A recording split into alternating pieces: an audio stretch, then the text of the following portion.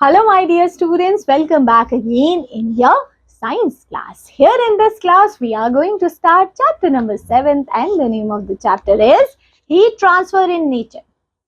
Heat कैसे transfer होती है हमारे नेचर में, हीट का कैसे ट्रांसमिशन होता है. हीट मीन्स जैसे अगर हम बात करें हमने अब ये हमारे लिए थोड़ा इजी हो जाएगा चैप्टर, क्योंकि इससे पहले हमने मेटल नॉन मेटल्स पढ़ा और उसमें हमने एक क्वालिटी और एक करेक्टरिस्टिक पढ़ी थी मेटल्स की, that means they can transfer heat. और आपने मेटल की कुछ भी चीजें देखी होगी, कोई रॉड है कुछ भी है, एक जगह से अगर वो गर्म है तो वो पास ऑन हो जाती है हीट दूसरी प्लेस पे. दैट मीन्स वो जो हीट एक पॉइंट से दूसरे पॉइंट से पास हो रही है वही है हीट ट्रांसफर और how the heat is transfer.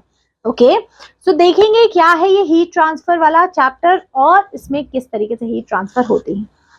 Okay, so on a chilly winter evening in Gangtok, Prema and his brother Padam were sitting near a fireplace. में वो बैठे थे, वहां पे वो लोग आराम से अपनी जर्नी के बारे में पूरा बता रहे. केरला में उनका हॉलीडे रहा. ही मेंशन दैट वहां पे गैंगटॉक में वेदर केरला के मुकाबले काफी डिफरेंट है. यहाँ पे गैंगटॉक में ठंड है, केरला में गर्मी थी. फिर यहाँ पे उसकी ग्रैंडफादर ने बताया सीन उसको पूरा कि सिक्किम जो है वो क्या है, जो वहां पे जो केरला है वो कोस्ट से पास में है, इसलिए वहां पे आपको वार्म टेम्परेचर देखने के लिए मिलता है. ओके, सो उन्होंने देखा कि किस तरीके से हमारा मेटल्स में हीट कंडक्शन हो पाता है और नॉन मेटल्स में हीट कंडक्शन नहीं हो पाता है ना. तो देखिए कंडक्शन की प्रॉपर्टी यहाँ पे इन्होंने डिस्कस की. देखो इस एक्सपेरिमेंट में क्या किया, यहाँ पे एक आयरन की रॉड ली, यहाँ पे ये कैंडल बर्न हो रही है, आप देख पा रहे हो, ये आयरन की रॉड है. अगर हम यहाँ से टच करें यहाँ पे आपको गर्म दिखेगा और यही जो हीट है वो आप देख पाओगे कि यहाँ पे भी आप फील कर पाओगे. ऑफ कोर्स इंटेंसिटी डिफरेंट हो सकती है, मतलब उसकी जो टेम्परेचर है वो मे बी जहाँ पे कैंडल है वहां पे ज्यादा वार्म हो एज कम्पेयर टू जहाँ जितना वो दूर जाते जाओ थोड़ा सा टेम्परेचर कम हो सकता है, बट आपको वहां पे हीट जरूर देखने के लिए मिलेगी. मतलब यहाँ पे आपको पता लगेगा कि किस तरीके से हीट ट्रांसफर हो गई है. So from the observation you have to understand, do you think that the heat travel through the metal strip from one end to other hand? आपको लगता है as the heat moves along the strips and reaches each pin, it melts the wax, holds the pin in place, causing it to fall. So this shows that he is transfer from hotter end to the strips to the colder end. Hotter end से colder end तक ये जाएगी. So इसी को कहते हैं the process of heat transfer from warmer part of the objects to the colder part. It's known as conduction. तो conduction हम इसको कहते हैं. ठीक है, फिर गुड कंडक्टर्स ऑफ हीट. अब गुड कंडक्टर्स ऑफ हीट कौन से होते हैं? दैट मीन जो मेटल जो इजिली अपने अंदर से हीट पास करने they are good conductor, just like all the metals. आपने देखिए एल्यूमिनियम है, कॉपर है, आयरन है, they are conductors. Now poor conductors जो होते हैं वो इंसुलेटर्स होते हैं. दैट मीन्स जो नॉन मेटल्स है just like your plastic, would, ये नॉन मेटल्स है. अब यहाँ पे आपने मटेरियल्स लिखने हैं और ये बताना है वो गुड है कि बैड है. क्लियर? ओके, अब आगे देखिए क्या लिखा है. अच्छा, सर्दियों में जो हम जो भी ब्लैंकेट लिया, रजाई लेते हैं, है ना, फाइबर वाली रजाई, कोई भी है आपने ब्लैंकेट लिया है वो हम लेते हैं तो हमें ठंड का एहसास नहीं होता. क्यों? क्योंकि वो एयर को ब्लॉक कर देता है. So you have probably noticed that in winter we wear the woolen clothes to stay warm. Woolen clothes लेते हैं या woolen blankets ओढ़ते हैं. Woolen fabric contain tiny air pockets within its fiber. आपने वहां पे देखा होगा जो woolen के जितनी भी चीजें ना उसमें ना tiny gaps बनते हैं. Since air is a poor conductor of heat, it slow down the loss of body heat to the surrounding. ठीक है, so help us to stay warm. इसकी वजह से हमको warm मिलता है, हमारी बॉडी वार्म फील करती है. ठीक है, दैट्स वाई हम जो ब्लैंकेट्स वगैरह लेते हैं वो हमें गर्म रखते हैं सर्दियों में. ओके, अब क्या लिखा है देखिए. इट इज पॉसिबल कि हम ऐसा घर बनाएं जो हमें बाहर के टेम्परेचर के अकॉर्डिंग हमारा घर मैनेज कर पाए. That means in the region with extremely hot or cold climate, homes are often built using the principle of heat transfer to help maintain suitable indoor temperature रख पाए. Either too hot not too cold, ऐसा वाला temperature हो पाए जो आपके लिए अच्छा हो, मतलब आपका घर वो उस तरीके से एडजस्ट कर पाए. ठीक है, फिर वहां पे वो इसी तरीके से घर होते हैं अकॉर्डिंग टू देयर क्लाइमेट.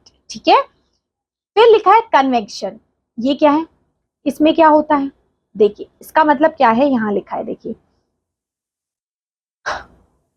अगर हम देखें क्या लिखा है इसमें, एक बैलून का एक्सपेरिमेंट लिया है, इन्फ्लेटेड बैलून का है, जैसे हम बैलून को इन्फ्लेट किया हमने। सो यू अब आपने देखा, you have observe that air expansion due to heat is another simple way by placing a partial or inflated balloon in sun. As the air inside the balloons heat up, it expand, make the balloons appear larger. आपको पता है जैसे balloons में heat हुई तो वो expand हुआ, वो लार्ज हो जाएगा।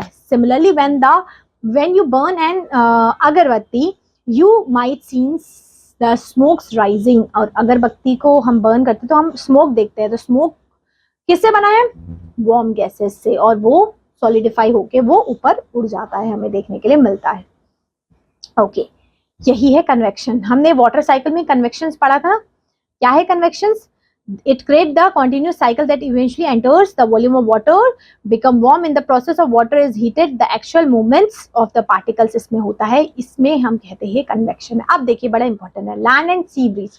लैंड और सी ब्रीज क्या होती है? देखिए यहाँ पे जमीन, आप खुद देखेंगे, जब सन की रोशनी की वजह से सन और हीट अलग अलग तरीके से वार्म और गर्म होते हैं।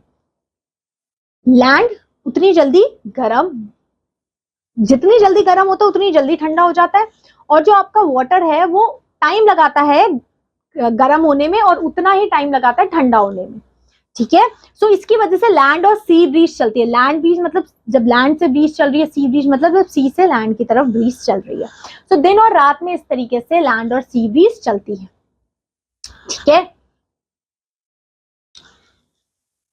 सो देखो यहाँ पे वही चीज लिखी गई है। सी ब्रीज अगर हम बात करें, ये कौन सा है? Air from sea to land चलती है। ये कब चलती है? दिन के टाइम पे सी ब्रीज आपको चलती हुई देखने के लिए मिलेगी। रात में आपने देखा है कभी समुद्र के किनारे एकदम गरम गरम हवा आपको फील होती है? क्यों? तब वो जमीन से हवा सी की तरफ चल रही होती है, तो सी में आपको गरम गरम हवा देखने के लिए मिलती है। वो यही होता है temperature difference between land and water का, इसकी वजह से वहां पे चलती है। तो दिन के टाइम पे सी ब्रीज, रात के टाइम पे लैंड ब्रीज चलती है। अब रेडिएशन क्या होता है? रेडिएशन मतलब क्या होगा? ओके, सो यहाँ पे क्या होता है?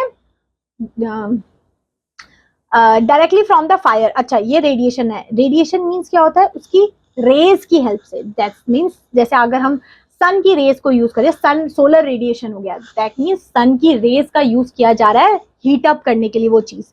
सो radiation does not need any medium to transfer the heat. इनको कोई भी मीडियम नहीं चाहिए हीट ट्रांसफर का, ये चीज इंपॉर्टेंट है जो आपको पता होनी चाहिए।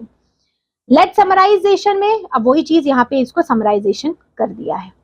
ठीक है, अब वाटर साइकिल में वही चीज लिखिए। लिक्विड क्या है? लिक्विड क्या होता है? ओशन। और सॉलिड क्या है? जब वो ग्लेशियर्स और पानी जब ग्लेशियर्स की फॉर्म में, स्नो की फॉर्म में, तो वो सॉलिड है।